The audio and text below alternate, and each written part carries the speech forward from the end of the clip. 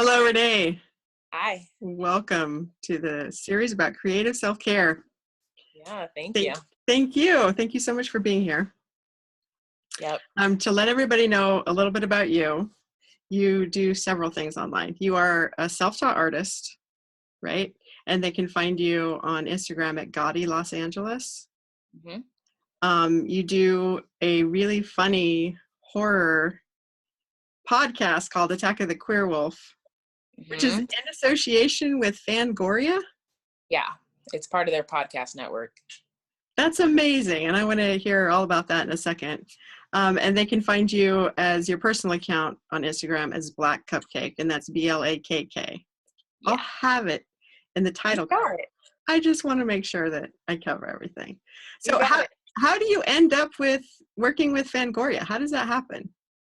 Well, actually, initially the podcast started with Blumhouse Movie Productions, and they had a podcast network. They wanted to add a queer horror podcast, and they had a couple of white gay guys in mind, and they were like, maybe we should have a host who's not a gay white guy, but they didn't know any, so they didn't know anybody, so they had to kind of reach out beyond their network, and a volunteer where I worked at the time knew that I liked horror and linked me with their partner, and then we met up and we had chemistry, and it launched from there. And then when Blumhouse canceled their podcast, Fangoria picked them up.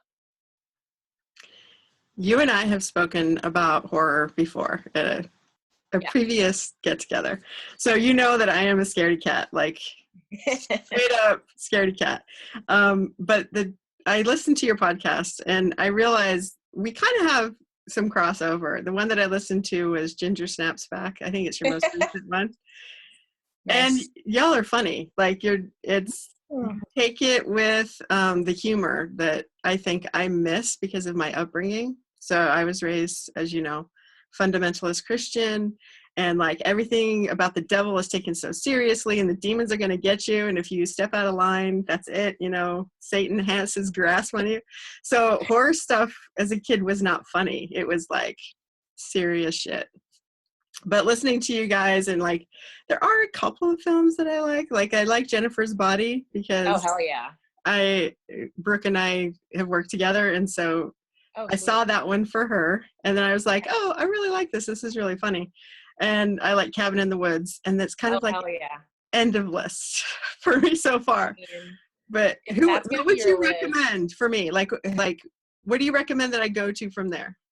I mean, if that's your list, that's a solid list. Both of those movies are so good. Love Jennifer's Body and Cabin in the Woods. I was raised fundamentalist Christian too, and definitely the devil was taken, you're right, the devil was taken so seriously. Demons, all of those things were really, really scary. And I would say you should start with, some classics, because I feel like the more distance there is between the release of a movie, there's more possibility for you to think it's like kind of corny, and then those things are less scary sometimes, you know?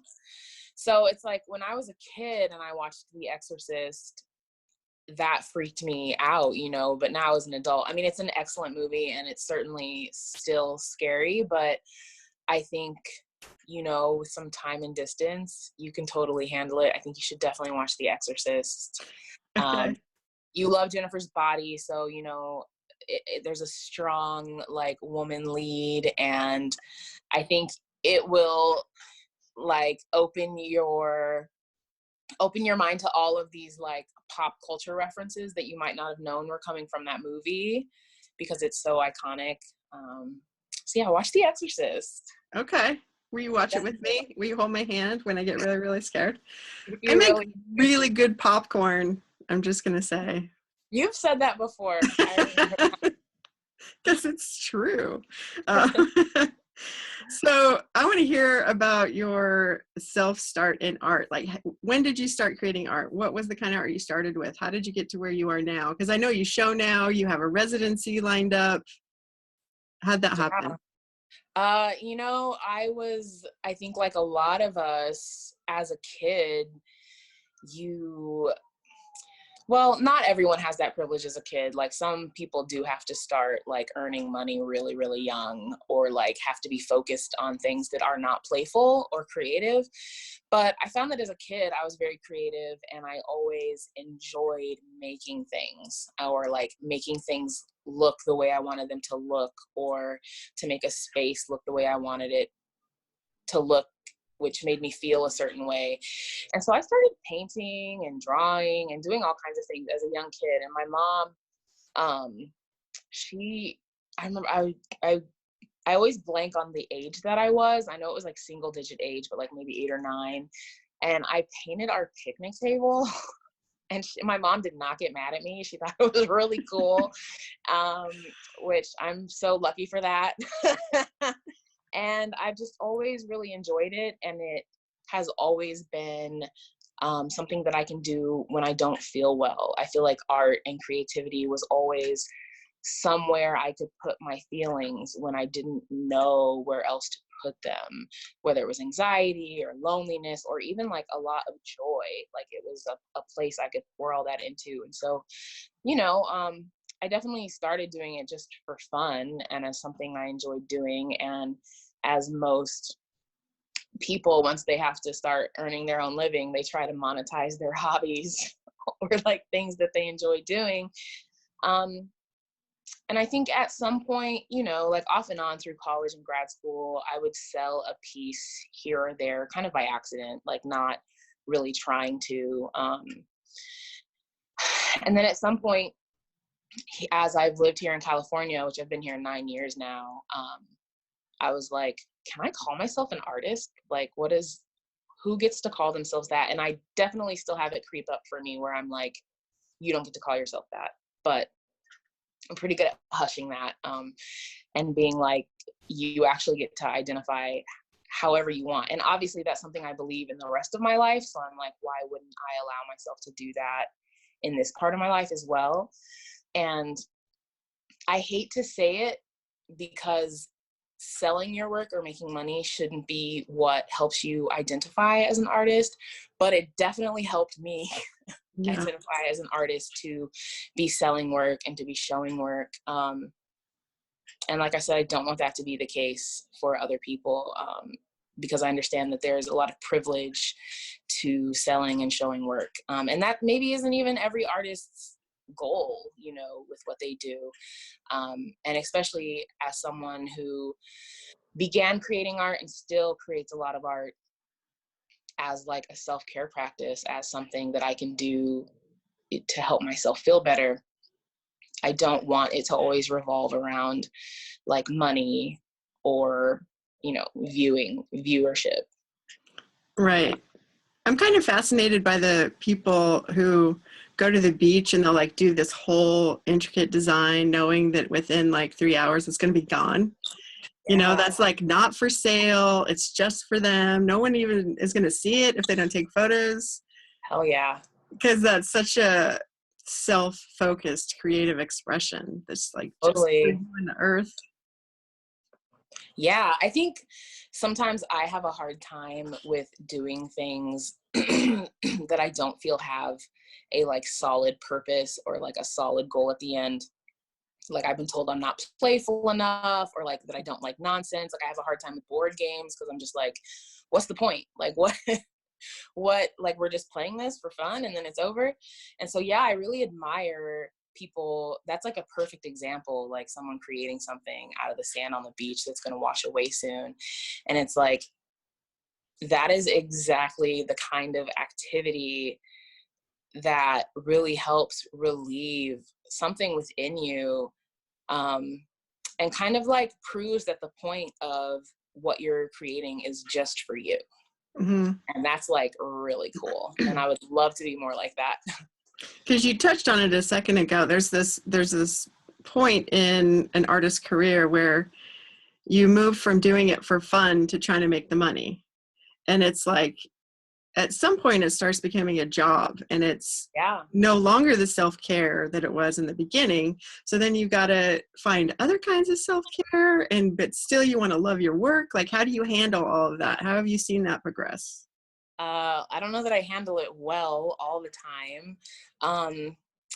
But I definitely, when you're trying to like level up in your work, or someone who is self-trained, or someone who's not in art school or didn't go to art school, you have to get really creative about your practice and kind of like your goals and where you want to see your art go. And you might not even, I don't even know exactly how I'm trying to level up right now, but I just know that I'm trying to. I'm like looking for something else to do with my work. It's like I get bored easily with what I'm creating, and I'm like, okay, what next? What else can I do? And I think for people who aren't in art school or who don't have a lot of resources available to them, you have to get really creative, because you like don't want to waste your supplies or like you don't want to waste your time.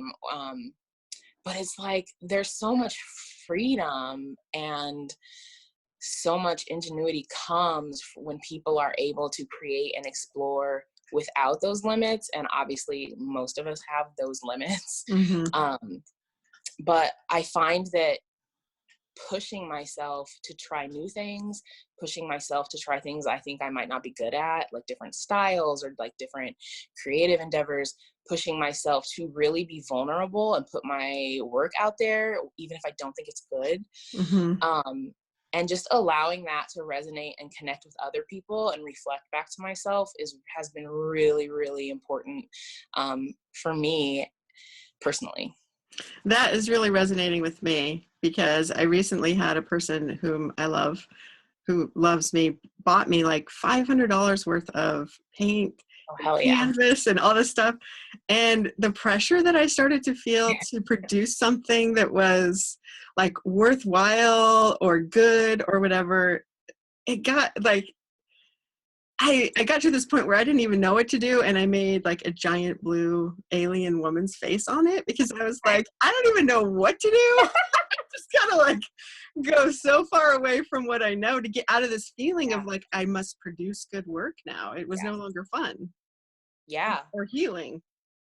No, totally. I feel that. I have had loved ones give me supplies and whatnot before, and me feeling like pressure, just like you said, to create something amazing, and knowing that they're going to ask me like, hey, what did you end up doing with that? And also feeling a pressure like to be responsible with things like for the earth's sake, and me being like, do I want to create a bunch of trash? Not that the work is bad, but like I assume that every piece I make could absolutely end up in a landfill.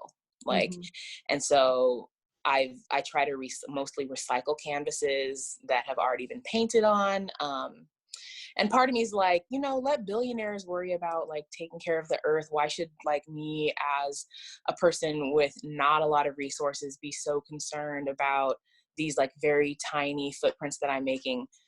But we know that like we all have to be concerned with that. And at the same time, I'm like, poor folks, people of color, queer folks, we are like the original DIY recycle geniuses. Like we are always, not always, but for the most part, our culture is to reinvent things and to upcycle things. And so I definitely keep that in mind when I'm like trying to practice out something new, or when I'm like trying to discover maybe a new technique. I think I go back and forth on things, and I try to do my footprint where it makes the most sense that day, and that can change. Like some days I'm gonna use a fucking Ziploc. Like I just whatever the food is gonna go in one, and I gotta be okay with that. I'll use it again if I can, but then other days I don't know. It's like I can't worry about every single thing every single day. You got to cut yourself a break. For sure. Tell me about the residency that you got. Oh, wow. This is so cool. So there is a page on Instagram called Artifacts Collection. It's run by Katie Maslow, and Katie's a fat artist living in Brooklyn. And the whole point of the Artifacts Collection page was to highlight fat artists and fat artists who make work about fatness, or just fat artists who create art. And so I had met Katie a few times in New York. She would pick me up at the airport. She would drive me around the city to deliver my pieces to the buyers that I had brought into town. She would take me to different, like, show me different, like, cool architectural, like, points of the city. And we would talk about our desire and her desire to create a space where fat artists felt welcome and accepted. And because, you know, welcome and acceptance is like such a key component to like reaching your best creative self. And obviously a lot of artists, we are like spurned on by like the things in our life that are not easy. However, the opportunity to create in a space where you know you are being 100% accepted by the people around you, that is such a huge gift. And so I was in New York in October of last year, and Katie picked me up and like had taken me around to deliver art. And we were just like, you know, you're already doing this work, like you're already making this work accessible for people, you're already like kind of like laying the foundation for something larger. Why don't you apply for some grants? Like, why don't you try? I mean, you know, she has a Patreon now, like all of these things that artists are already doing. It's like, why don't we kind of like make this a little bit more cohesive and just dream really big? Like, why not? Like, if we were some cis straight white dude, we would have a lot of audacity and like maybe we would already think that this is a legit thing. And so I had hit Katie up earlier and I was like, hey, you know, I'm going to be coming to New York to bring a couple pieces in March. Why don't we make this residency happen? Like, you have a home, you have studio space. Why don't we make space to create? Why don't we invite, well, her idea was to invite other fat artists in for like a salon. Why don't we make this happen? And it's like, of course, we're not a university or a foundation or some large institution. So I knew that we would have to raise the money ourselves, but I have a lot of faith in the internet in that regard. And we did it. It's amazing. We did it. And so I think that I definitely feel nervous about it because I'm just like a nervous person often. So I'm like, is this real? Is this, you know, like, am I important enough for this? But the point is that we're creating our own lane, and that Katie was already doing the work. I was already doing the work, and we are just trying to lay a foundation so that this work can expand, so that artifacts can get, at some point in the future, maybe they'll have large donors or donors of large amounts of money to help form something, you know, even greater than this. But so it's like, it's the stepping stone. It's definitely my first residency. And I'm excited about it. How long are you going to be there? Just a week. That's amazing. A week. That's Yeah. so exciting. So are you still taking donations if people want to do that? Yeah, for sure. We had a low goal, you know, kind of like we can scrape by on this amount, which I'm always in favor of. I'm like, honestly, just get me to a city and I will figure out the rest. And we did meet that. But we have like a higher end goal that would allow me to create more things while I'm there, to have more experiences, to go to more museums, to like just put more things into place. And so we haven't met that yet. So I'm definitely still taking donations for that. People who donate $100 or more, I'll be sending them something that I create during the residency. But yeah, so we're still taking donations. What is the date of the residency? I'm going to be there March 26th through the 31st. Awesome.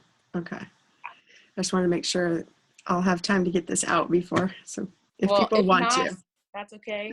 But yeah. So I love what did you say the hashtag was? Artifact? Yeah, it's artifacts_collection. I love that. And I've been watching like the last 2 years, the word fat get reclaimed, which I absolutely love. I absolutely love and support.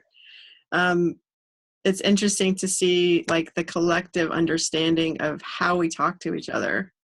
Hey, that I look like I've lost weight, Or you think you're complimenting me when you say, no, you're not fat. Like, why? Let's Yeah. talk about what that means to you. So I've loved this whole thing. Do you come up against pushback for embracing the word fat? Not really, but I also feel like I live in a bit of a bubble that I've created for myself. Not that LA is perfect, because it's certainly not, but I mean, not now. Like, the moment I go home to my family in the Midwest, like, sure, there's pushback about the word. Um, I'm trying to think about something that you just said. It made me think of something. Oh, yeah, for sure. It's like, if you go to a space and someone thinks they're complimenting you by being like, oh, have you lost weight? And it's like, you're so rude. What if I'm sick? Or like, no one Right. cares. It's like very evident that people aren't concerned with someone's actual health and that they're concerned with aesthetics. And it's like so strange to comment on anyone's body anyway, like at It is. all. But no, I found like a really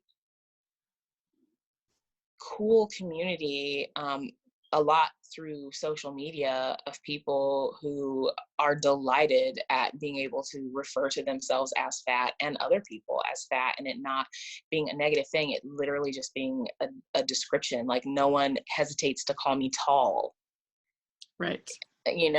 so I really love that, because you know I found that the moment you can say something out loud, whatever it is, the shame immediately decreases, at least just a little bit, like at Yeah. least just slightly. And I love that as an adult, I can like refer to myself as fat and not be like making a joke in front of my friends like I would when I was a kid. Yeah. So it's like pretty powerful. And I think that my favorite kind of thing about this residency is that sometimes as a fat person, any space that you walk into, any of the people that you encounter have already created these specific judgments about you. And I guess that's true about human beings in general. Like, we all make judgments or decisions about who other people are based on all kinds of things. But as a fat person, these judgments are usually negative, and people have assumptions about like your work ethic or your health, or how much food you eat, or that you smell bad, or like whatever that is. And that can really be a lot, obviously, when you're stepping into a space where like you're like, I'm the creator, I'm the artist, like I'm supposed to step into this space and feel free to be who I am, because that contributes to how deeply my art is going to resonate with me and with other people. And obviously not every space you walk into is going to judge you harshly for that, but to know ahead of time that you're going to step into a space that is perfect for you is like such a gift and such a privilege. And so I love how our language is changing, and how we are allowed to more and more every day be who we are. There's so many voices out there that are just ready to tell us how terrible we are for any number of reasons, Right. and having our brains primally set up biologically, like to take information that could hurt us and hold on to it to save our lives versus compliments. We can just flush those. We don't need them because they don't help us survive, right?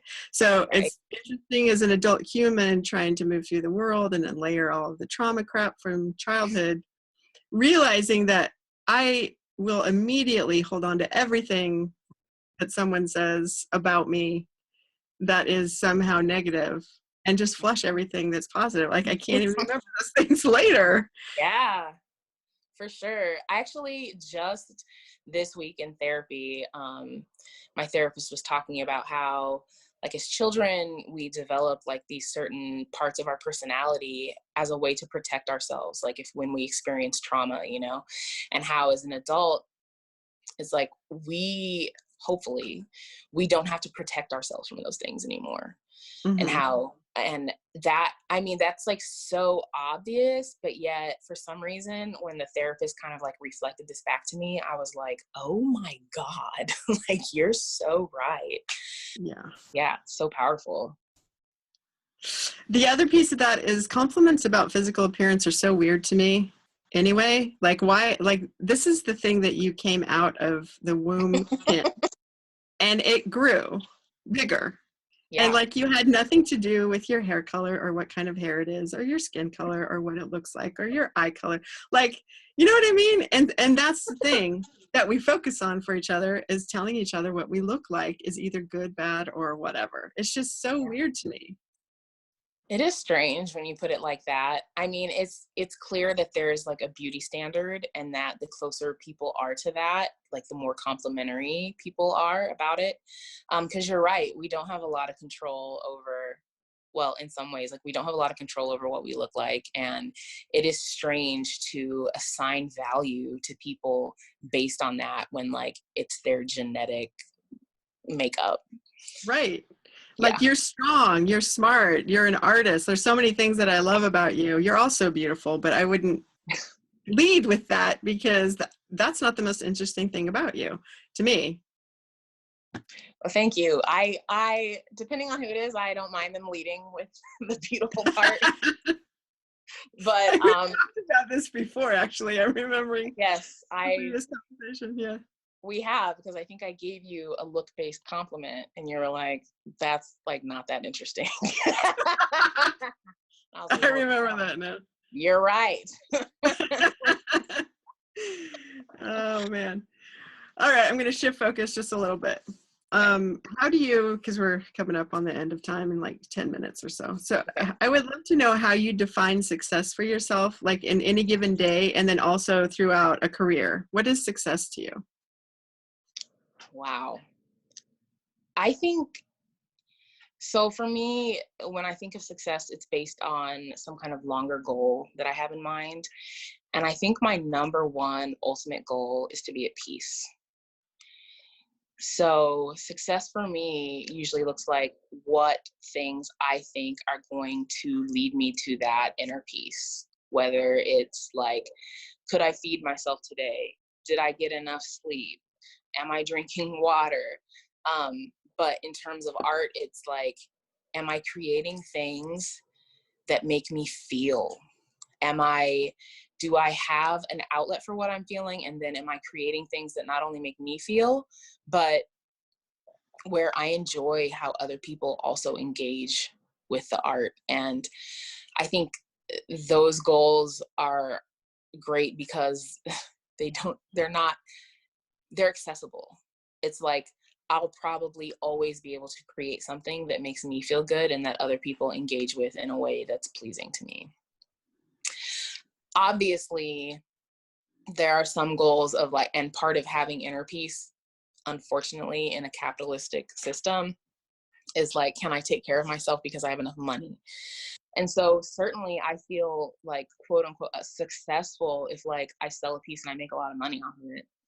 I can't help but like attach some parts of success to making money. Mm-hmm. And I hate that. I don't want any of us to have to work in ways that aren't good for us. But if we are acknowledging, the reality of being alive on this planet, it's unfortunate that you do have to make money and that you usually aren't always able to make it in ways that bring you joy. And so to me, I feel over the past couple of years, as just doing art full time and being able to survive and sometimes thrive off of that, that feels like a really huge success for me, because I left a job that was really toxic. And I finally, over a year and a half later, finally don't feel burnt out on work. And I didn't think that that feeling was possible. Mm. And I have a hard time thinking things can change sometimes. I usually think all feelings are permanent, and I have to remind myself that for the good and for the bad, no feeling is permanent. But success for me right now, I feel so successful that I don't feel burnt out. Like, that is, I don't know how long it'll last. I'm sure I'll feel burnt out again, but in this moment, it feels like a huge win that I was able to step back and let myself heal in some kind of way.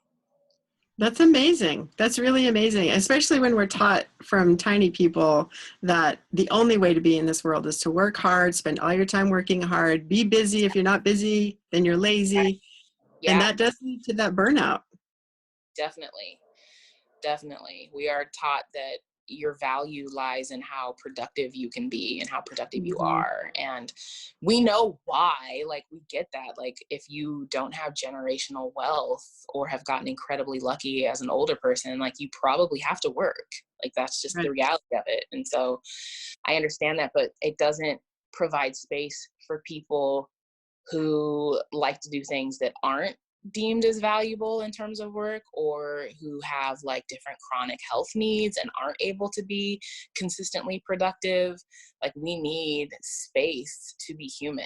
And I feel like I've somehow given and created space for myself to be human and really get to know who I am outside of like a 9 to 5 schedule that forces you to show up for certain things. And so, yeah. Yeah.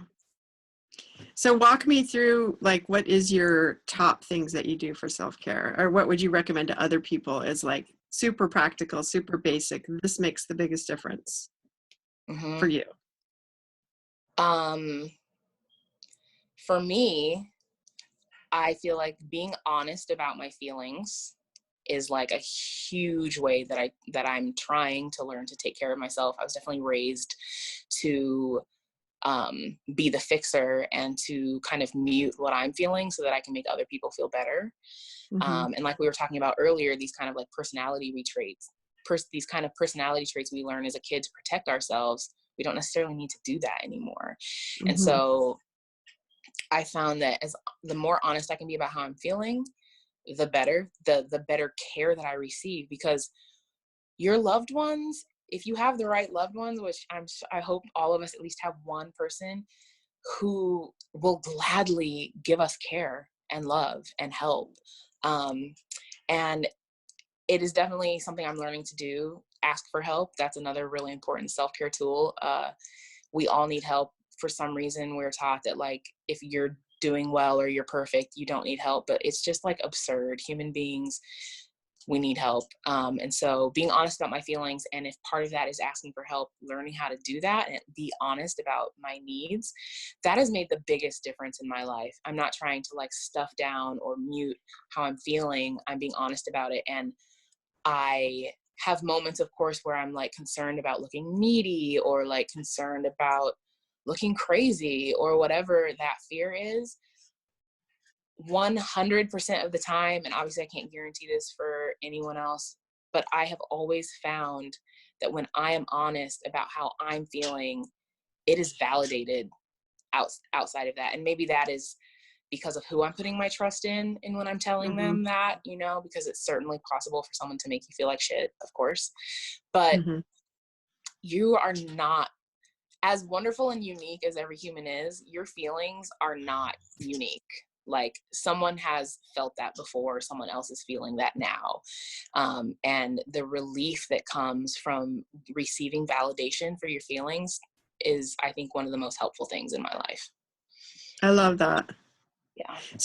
So what about like things for your physical body? Do you do yoga or Yes. meditation, or what do you Yes. do? I definitely do yoga, definitely meditate. I definitely make sure I'm not dehydrated. I make sure that I eat regularly. I sleep regularly. But eating and sleeping regularly, honestly, is something that has happened for me in the past couple years. Like, I have never Hmm. been able to sleep regularly or even feed myself out on a consistent basis until my most recent years. And so I have found that helps my anxiety so much. Sometimes when I'm feeling anxious and I'm like, oh, have you eaten in the past few hours? And I'm like, no, actually, you haven't eaten since yesterday. And I'm like, well, okay, like, you need to feed yourself.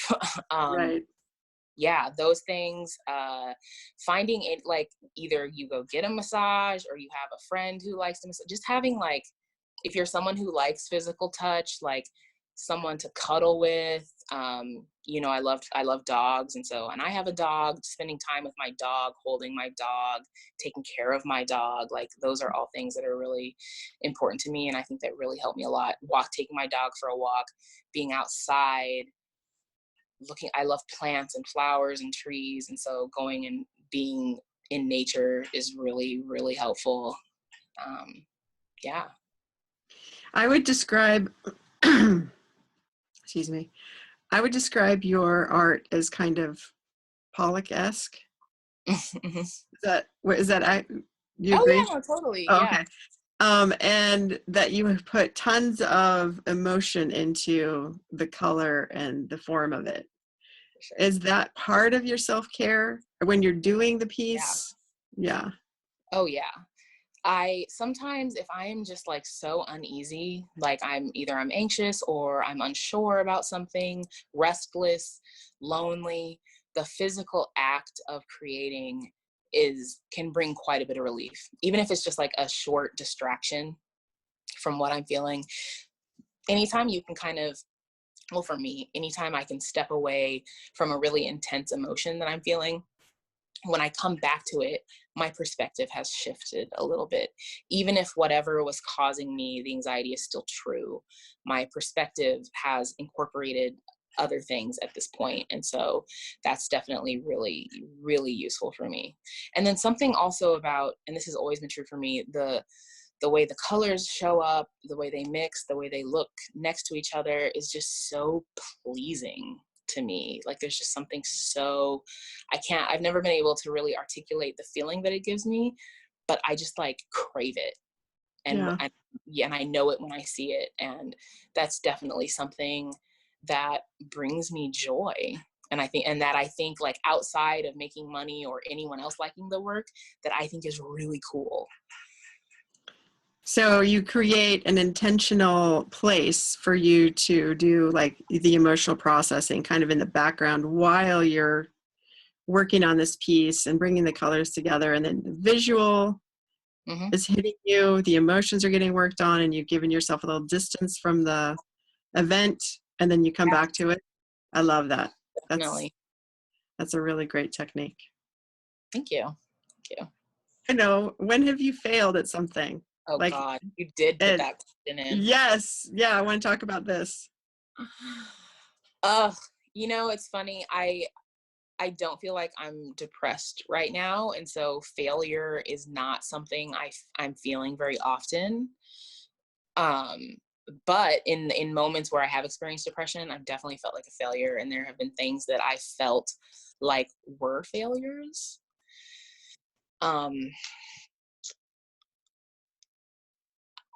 I mean, failure, like I said, because I'm not depressed, I'm like, I've never failed. But that's not true. I mean, I've definitely made mistakes, and I've done things where I'm like, I will not do that again. Or like, I would do that differently now. You know, I mean, things like maybe I would have gone to a grad school where I was fully funded instead of taking out loans or something. Like, I don't want to set that up as saying like that's a failure, because I don't regret my education, because I like who I am, and I don't know that I could change anything and still be who I am or whatnot. But I think it's important to talk about failure as a common thing that happens to everyone. Yeah. Because as artists or writers or whatever, we tend to want to hide that part. And then other people who are up and coming get the idea that like nobody does. No, and we do. Like everyone does. And some people do it bigger and louder than other people, but everyone does. no, you're absolutely right. When I used to teach in like adult education at a homeless youth shelter, and I found that when I was instructing people, the most important thing that I could do was create a space where people weren't afraid to fail, where people weren't afraid to get an answer wrong. Because I know that for me personally, I don't like doing things I don't think I'm good at, because I don't want to fail, and I don't want to set myself up for failure.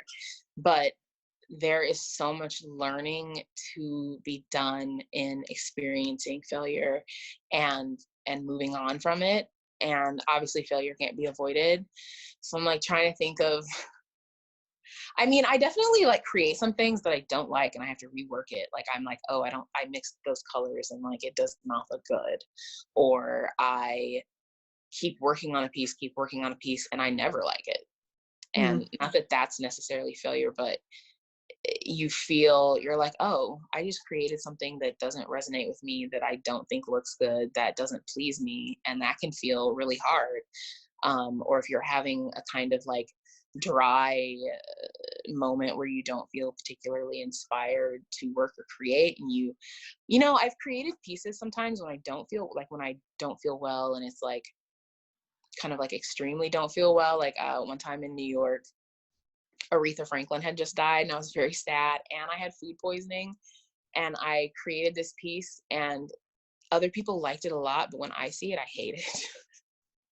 Wow. To me, and like it's like a popular piece, people like it a lot, but when I look at it, I just remember having food poisoning and being really sad about Aretha Franklin. And not that that's a failure, but it's not. I chose to put the piece out there anyway, in spite of me not liking it, to see how other people felt about it. And I think it's important to showcase work that you don't necessarily feel is your best or like your favorite, because you really don't know what's going to resonate with other people. I think that is really important. We don't know what other people are like, what is going to speak to them, what's going to help them on their journey. It might be something that we don't particularly like. Totally. This Zoom room is going to kick us out in like 60 seconds. So let me wrap up, and thank you so much for coming and talking to me about practical self-care and being a creative person. I'll throw all your links up on a title card. People can find you. Best of luck in everything. Thank you so much. I'll talk to you soon. Okay, bye.